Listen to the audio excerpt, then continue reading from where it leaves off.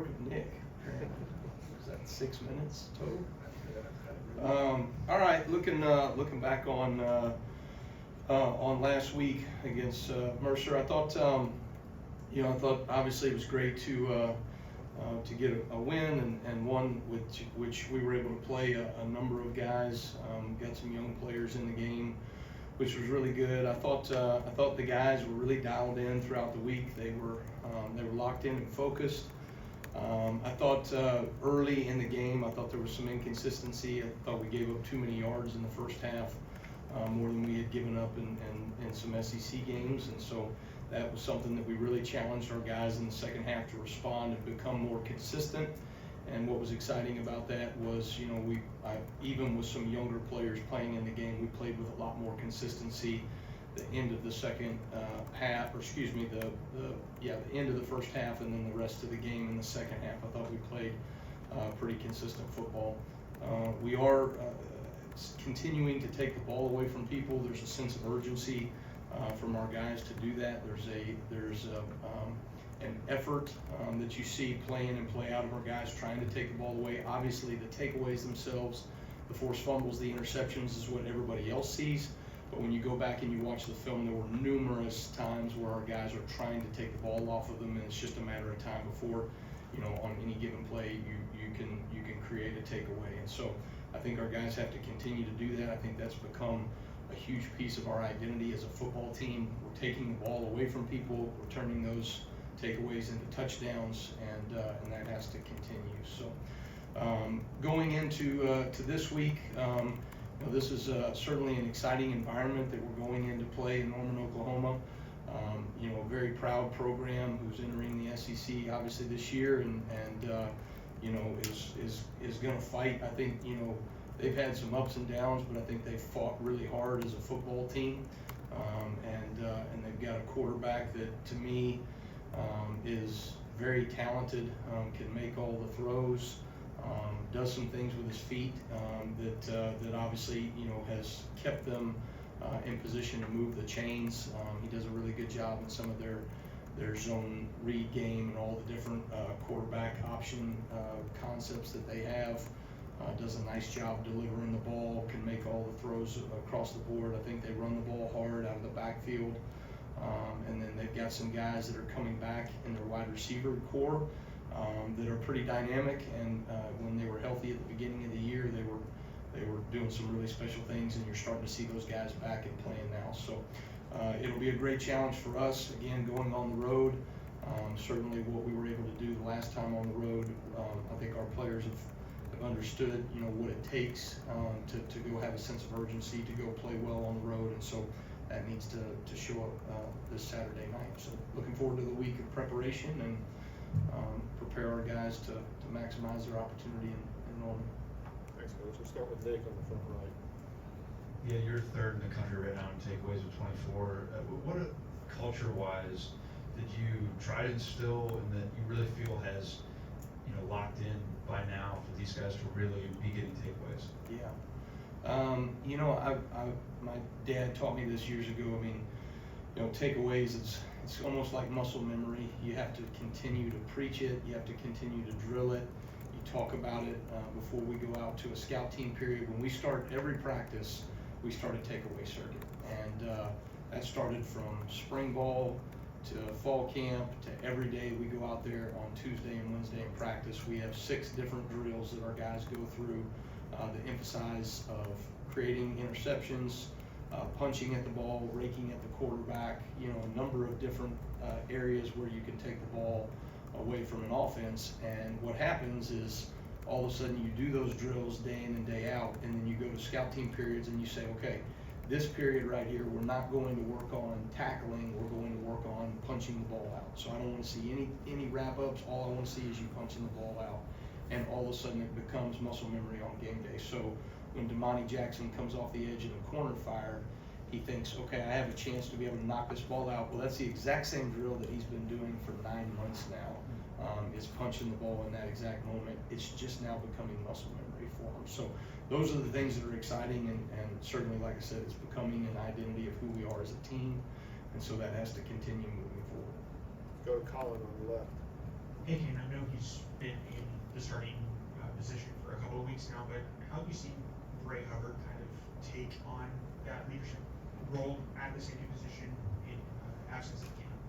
Well, I think probably what's most impressive about Bray is that his level of preparation has not changed now that he is the starter from when he was backup for Keon Sapp. And so when the opportunity came, Bray was so locked in every single week and prepared like he was the starter, did a great job of communicating even with that second group of twos in practice every single day, and really was probably some of the glue that held some of those young DBs together, that when his opportunity came, he was ready for it. And so he's playing at a really high level because he's prepared at a really high level all season long. And so that's probably one of the things I'm most pleased and impressed with Bray.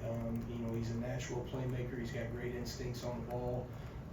You know, he does a really good job of understanding how to play with leverage, and from a run fit capability standpoint, he's doing some tremendous things there as well. So just really pleased when you see a guy get rewarded for all the work that he's put in, and when an opportunity comes, he's made the most of it.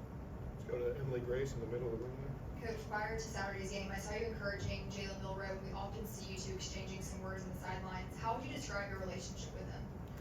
Well, you know, Jalen is just, obviously, he's got a gravitational pull about the way that he carries himself, right? You know, here's a guy that, you know, is extremely talented, you know, has, probably a ton of, what do you want to say, attention and fame and all those other things, but, you know, doesn't ever walk by you in the hallway without saying hello, asking about your family, asking how you're doing, and I think a guy like that is just really impressive to me, the way he carries himself.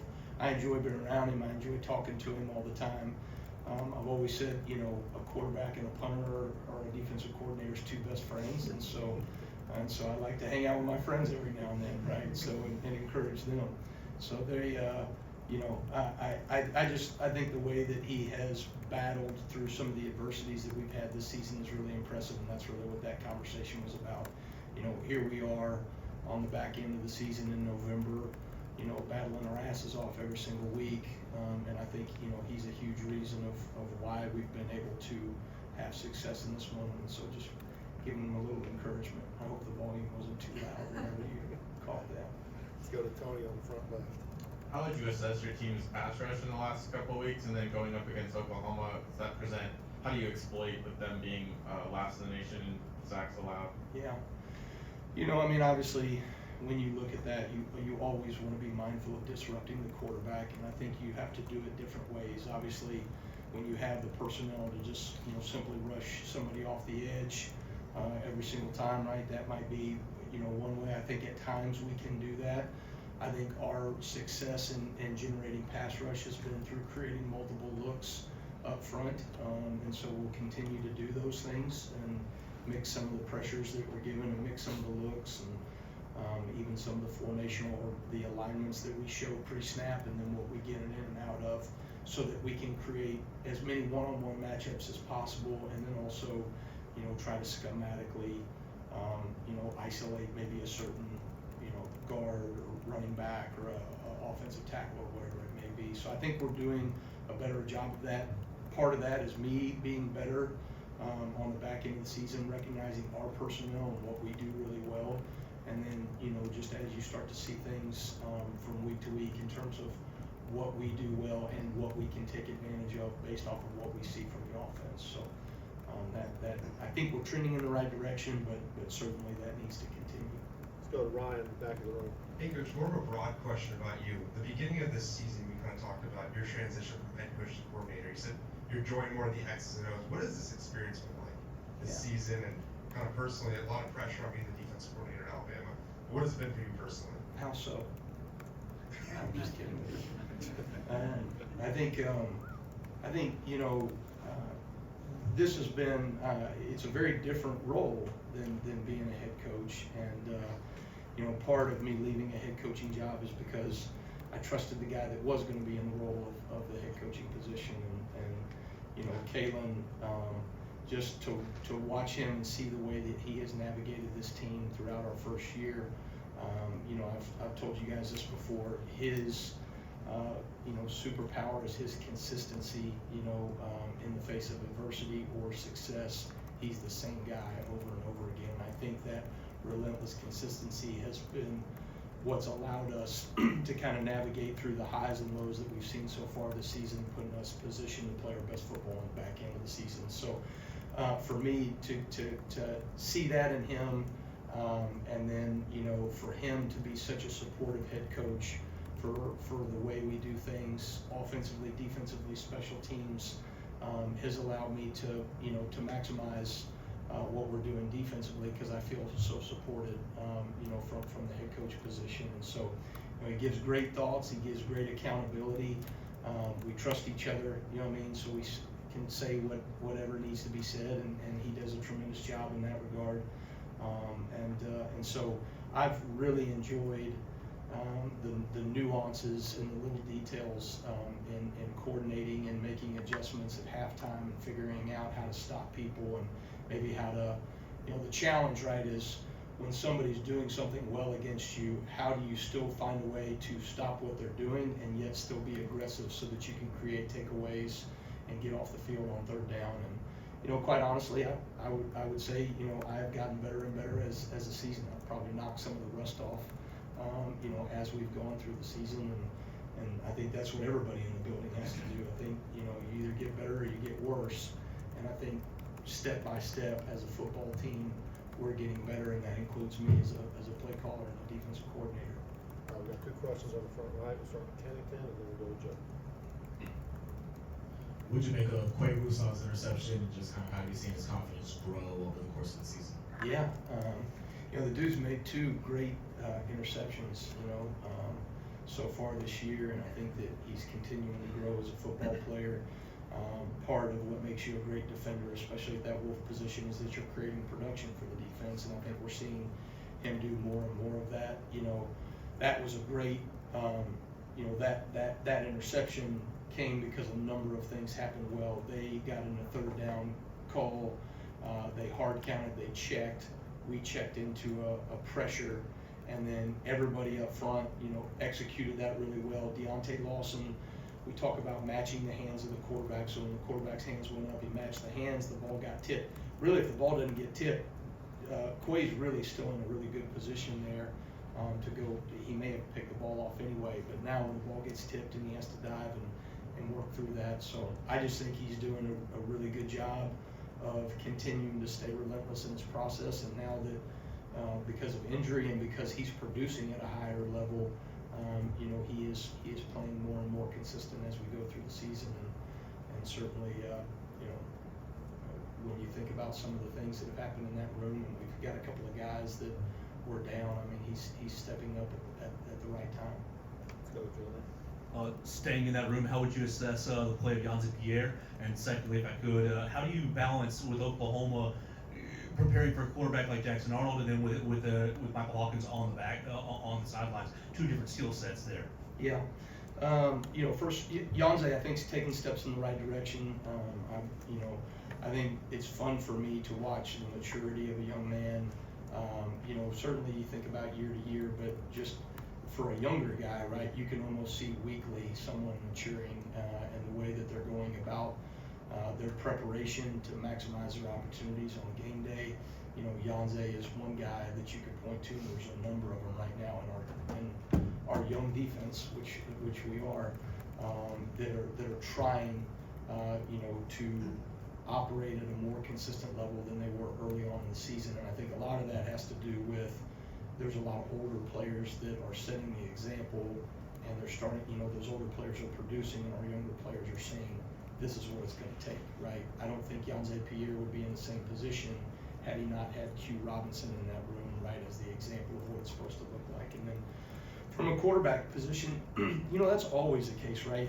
You every single week, if you're doing your due diligence as a defensive staff, you go, what is this team's identity? What do they want to get done from the quarterback position, and who do they want to feature from a skills position standpoint? And then if they have another quarterback that comes in the game, what are your answers going to be? So you're either working those things and maximizing, your opportunities if that happens, or you don't, right? And so that's something that every single week we're going to look at and and try to do. I do think there's a lot of similarities in what they ask those guys to do. You know, skill set wise, there might be some nuances there, but for us, you know, I don't know if it is completely different from one guy to the next in terms of what they were asking those guys to do schematically. So it'll be a challenge, though. I mean, I think this team. You know, when you're playing a night game in your home stadium against Alabama, we're going to get every bit of the best effort. You know what I mean? And that to me is the, you know, regardless of who you're playing. I use the example of our guys.